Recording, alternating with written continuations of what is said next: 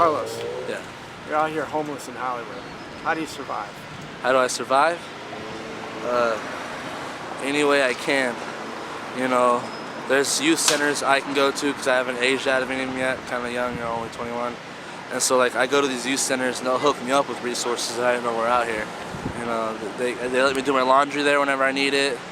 I have a squat that I stay at here with Ashley and her boyfriend and stuff. And I have 3 people that stay with me in total. And we have permission by the guy who does janitorial work there to stay there throughout the entire night. It's in a dog park, and we stay in the bathroom, out of the rain, out of the weather. It's pretty warm in there with all of us in there.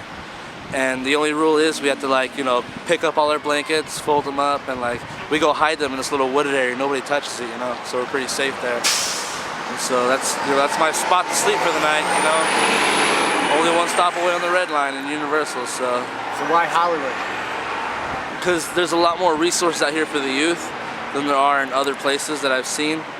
And I kind of grown to like Hollywood because Hollywood isn't just people that live in Hollywood, it's a bunch of tourists too, you know? So you don't feel so different out here because all the tourists, they're all different and they don't know anything about here. You see them looking around clueless just as I am sometimes. Everything fits in Hollywood. Yeah, because you can't be weird in Hollywood because it is Hollywood, you know? Right, exactly, exactly. So what are you doing to get out of homelessness?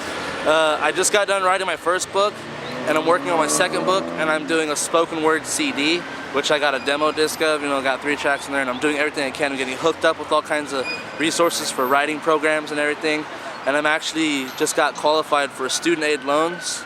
I don't want to become an English major and just master the craft of writing, because that's what I love to do, you know?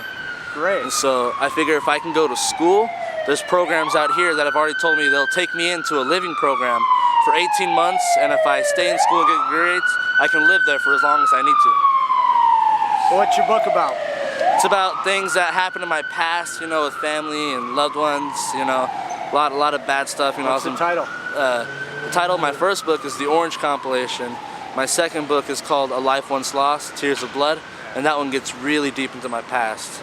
And you told me some organization helped you publish it. Some arts organization here. Yeah, it's well, CalArts students that go to school for editing and publishing, they go to MFP once a week to do a writing workshop where homeless youth can go there. They can write about how they feel, journals, whatever. They even give them writing prompts to help them be better at writing if they want to get better. They don't force you though, you know, it's all free will, free mind. You know, whatever you want to do. And they pick out certain people in these writing workshops to publish for free, anything you want.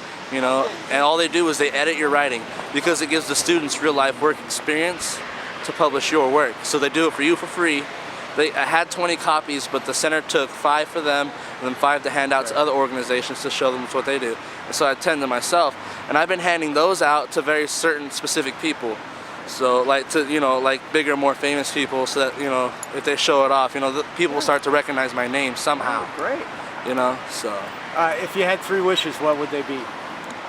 I guess if I had 3 wishes, the first one would be, you know, just to see my daughter again, you know, just and if I couldn't see her, then at least make it to her funeral without having to worry about getting killed, you know.